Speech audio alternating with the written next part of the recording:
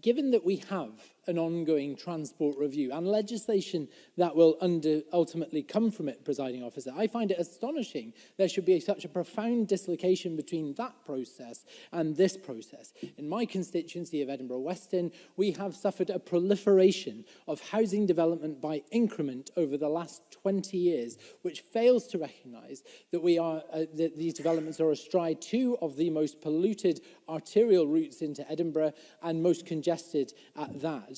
But it is in the centralisation of the process, in the national planning framework, that we have the most problem. There is a lack of clarity around that, but I'm grateful to the Minister for giving some clarity to the NPF, but it's not the clarity I was looking for. He talks about co-production, but it seems that, yes, Parliament will be shown the national planning framework and given 90 days to consider it, but will have no power whatsoever to amend it. That is an unfettered level of power that we just cannot accept, and relegates local authorities and their local development plans as delivery tools to that end.